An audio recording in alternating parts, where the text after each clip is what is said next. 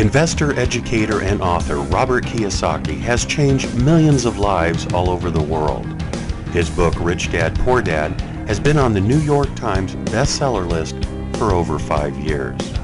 We all know that the gap between the haves and the have-nots is growing, and Social Security and Medicare are in a financial mess. And just affording to live is getting expensive. So how does a person get ahead financially? The answer is raising your financial IQ and having your money work for you. Here's Robert Kiyosaki with Rich Dad's Teach to Be Rich.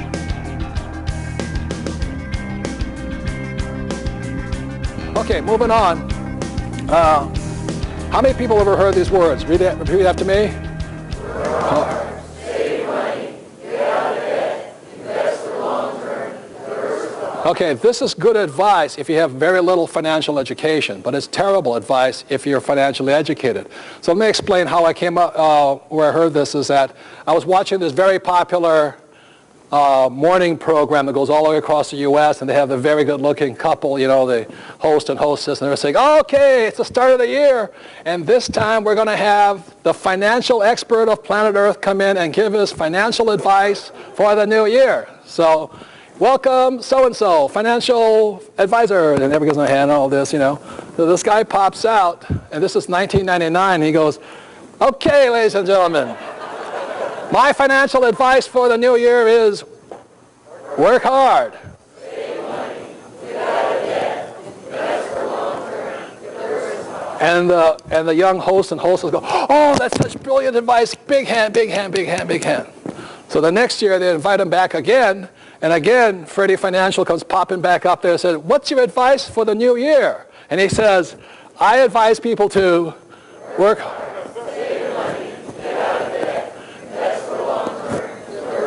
And again, the magical couple on the TV show, oh, wonderful, wonderful. Where does he come up with that great financial information? I just don't know where he comes up for it. Wonderful, wonderful, wonderful. Then after the year 2000, the market started to crash. Remember that? It started to go down.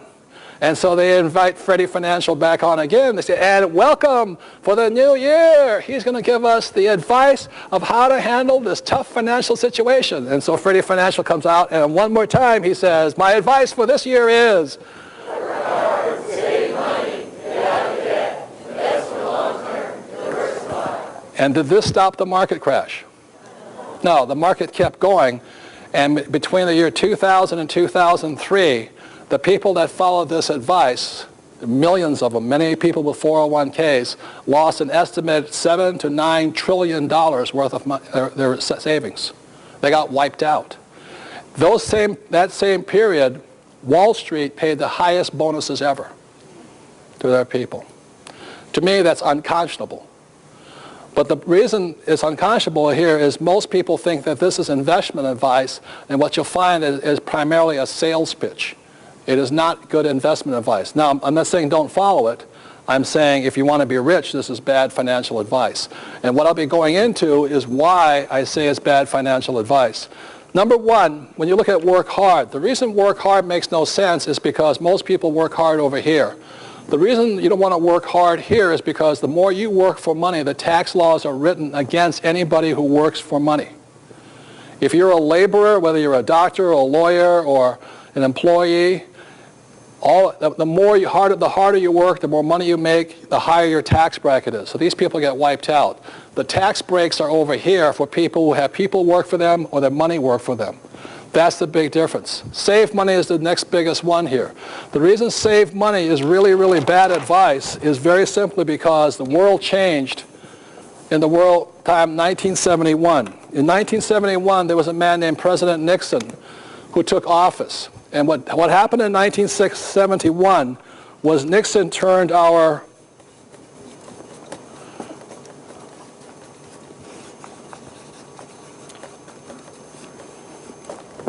money into currency.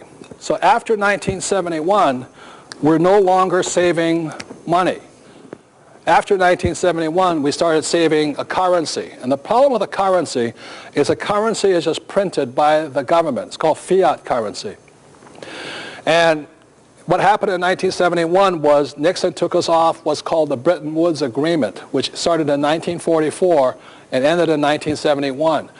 Up until 1971, the U.S. dollar was actually pegged to a thing called gold. I forget the exact dollar amount, but that's one of the biggest problems. So after 1971, our school systems forgot to tell people that we're no longer saving money, we're saving a currency.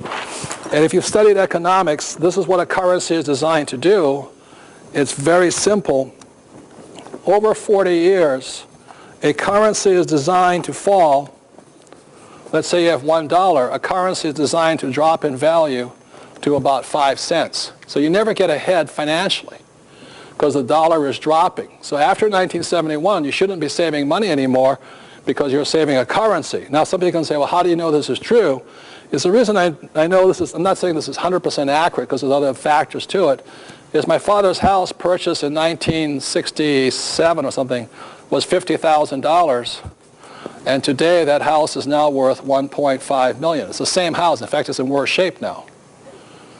But the house did not appreciate in value. What happened is the dollar depreciated in value. So the problem with the currency is it's always losing value. Now, the other way of looking at it is this, is how much has the dollar lost in the last 10 years, is this. You look at between 1995 and 2005, the way you can tell what your dollar is worth is very simply, it just kept coming down, the dollar. And what you can peg it to, or look at the next thing, is between 1995, gold was approximately $250 an ounce, and gold today is $500 an ounce. That means your dollar's purchasing power has gone down by 50%. So you've lost that much money by saving money. Now the reason all of this can happen is very simply because the government can print money faster than you can save it. That's why Kenny was saying there's so much more money out there right now looking for places to put their money, yet people still save money, even though it's going down tremendously in value. The other way of looking at this is, the question is, when the president or the Federal Reserve Chairman gets on board, he talks about this word here. How many people have heard them say there's no inflation? Okay, how many people realize that things are going up in price? Okay, so the question is, how is it that our leaders can say there's no inflation? And the reason they can say that is very simply because the Federal Reserve Bank is only charged with tracking CPI, what's known as Consumer Price Index. The only thing they're concerned about is the price of consumer goods, i.e. this is consumer goods, this is consumer goods, my watch are consumer goods. Consumer good prices are coming down very simply because China is coming up. But what they don't tell you is this, is that the reason they can say that there's no inflation is because of consumer prices, but if you study basic accounting or economics, they are not charged with tracking asset value. So what's happening is asset prices are going up and consumer prices are going down. So the reason this is so important is you look at it between 1995, oil, how much was oil in 1995? Anybody know? It was approximately $10. Today, 2005, it's about $60 a barrel. And they can say to you there's no inflation. And the reason they can say there's no inflation is because we have no financial education in our schools. We have basically a population that is financially not too smart, even though they have a good education. So they're telling you there's no inflation, but asset prices are going up. How many people right now are worried that maybe your children's children may not be able to afford a home because they keep going up in price? They just keep going up, but they have to get smaller and all this stuff. Because asset prices are going up, but consumer prices are going down, and that's why they can say there's no inflation. And that's why saving money doesn't make any sense. For one big reason, the government can print money faster than you can save it. On top of that, during this period of time when inflation was running, same time inflation was running at 50%, banks were paying you 1% interest on your money. And yet those financial advisors will tell you you should save money because of the magic of compounding. Well, let me tell you, this is compounding a lot faster than this thing here. So I'm not saying that this is the truth. You know, watch the price of oil, watch the price of gold. If you see gold drop into $100 an ounce, maybe you should save money. or the government's not printing any more money. But this is stupid.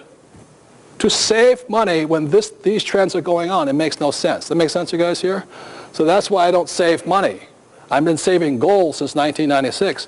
The other part about this right here is this, is that between 1995 and 2005, these guys lost $7 to $9 trillion. The Economist, the magazine I subscribe to, The Economist said during the same period when those people were losing $7 to $9 trillion, was the biggest financial bubble in the history of the world.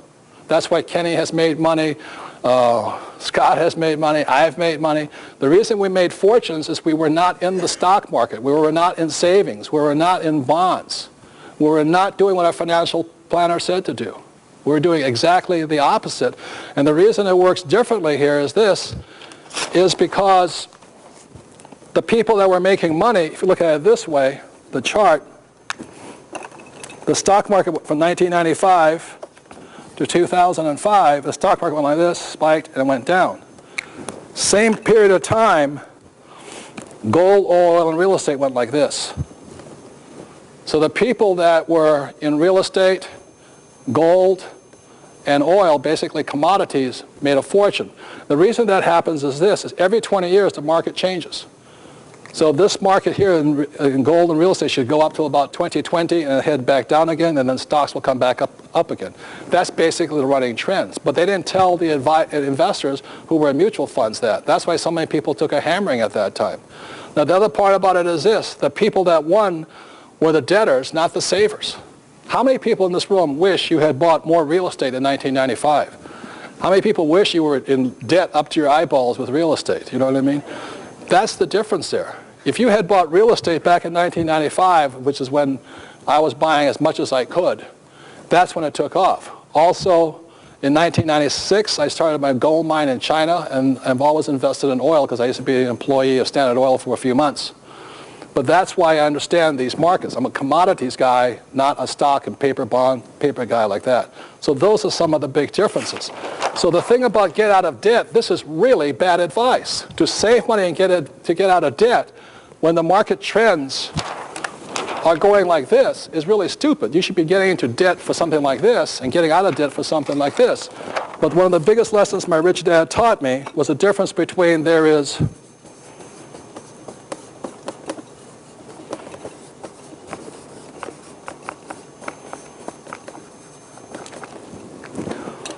good debt versus what?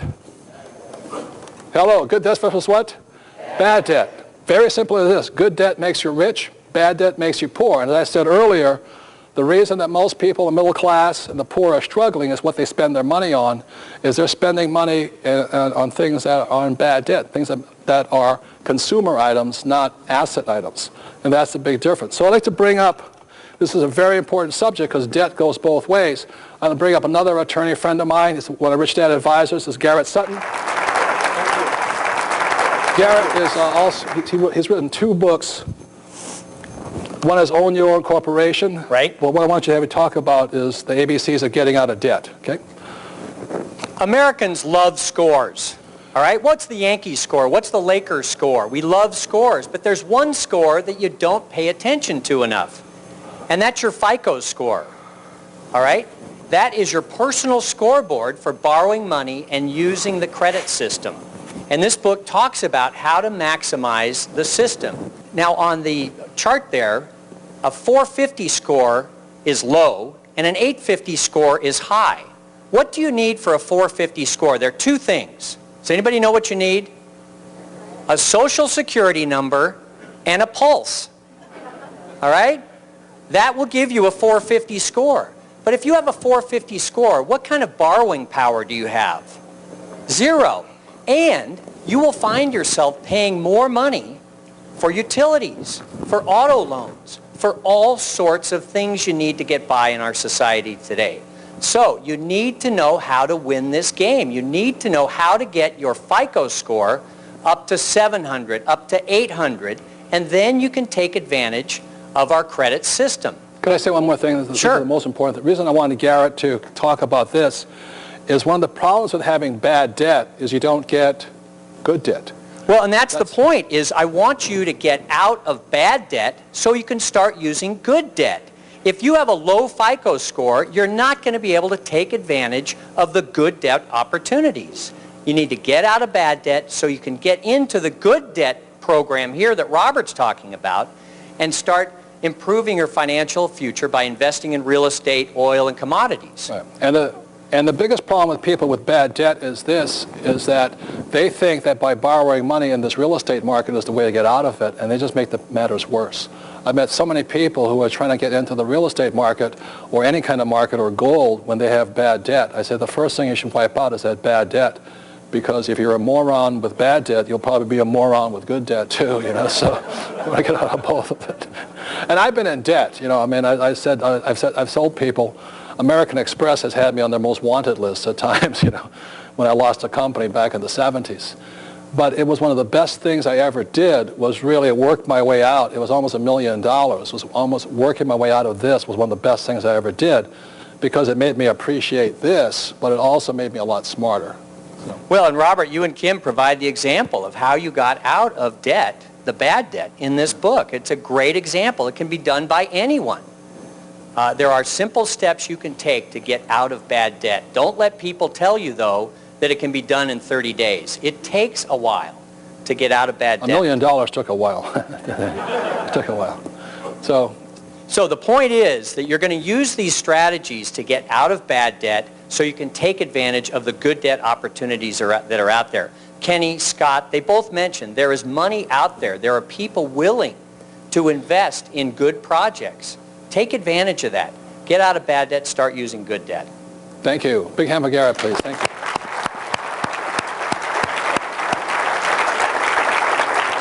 So I said the average person who's a passive investor, you know, they believe in saving money and getting out of debt. The next one is invest for the long term. And the reason I think that's really silly is very simply because as a passive investor, you don't know what long term means. But as an active investor, I need to know the difference between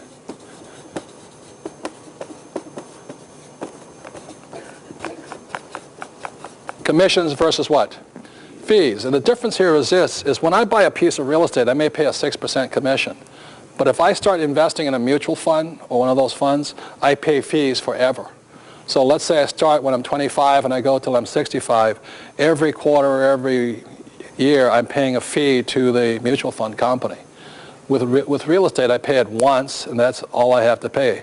So I don't mind a person making money, but what I object to, I mean, anybody, if they're taking fees and I'm not making any money, I think that's highly unethical. You know, at least with my real estate commissions, I have some control over that. Does that make sense, you guys here? So one of the biggest things about mutual funds, and that's what this book says here, Unconventional Success, is the reason mutual funds don't work is very simply because they're just taking too many fees out. And the worst thing about it is that the mutual fund companies do not have to provide you with a financial statement, so you never know how high their expenses are. So to me, it's only, a mutual fund company can only operate because we have financially illiterate or financially unsophisticated investors. I personally don't want to just give somebody my money for 40 years and they take a fee off of it every year. That makes no sense to me. That makes sense to you guys here? So then the last thing here is diversify, diversify, diversify. How many people have heard diversify? Good. Diversify, there's another word for it, it's called de-worsify, you know? And rather than take my word for it, because I don't diversify, I selectively look hard until I find one great investment. And when I find that great investment, I strike on it. But I will not just buy a whole bunch of junk. But don't take my word for it again. Listen to what Warren Buffett says about the word diversify or diversify. He says, diversification is protection against ignorance. It makes little sense for those that know what they are doing. And he's the world's greatest investor. So that's Kenny came up here, he's looking at 30 deals a day or a week, whatever he's looking at. I'm constantly looking at deals. You don't buy every single one of them. But the thing about, the reason they say is protection against ignorance, in my opinion, is the ignorance of the person selling you the investment. And why I say that is most people selling mutual funds are on this side of the equation here. They couldn't tell you a good investment from a bad investment. So it's actually protection from them. If you diversify and the market crashes, they can say, well, I protected him. but they're also protecting who? Themselves. And that's why that I don't really support diversification. What I support instead, if you're an active investor, is this word here, is I focus. I'm looking for that deal, constantly looking for it. And what focus stands for is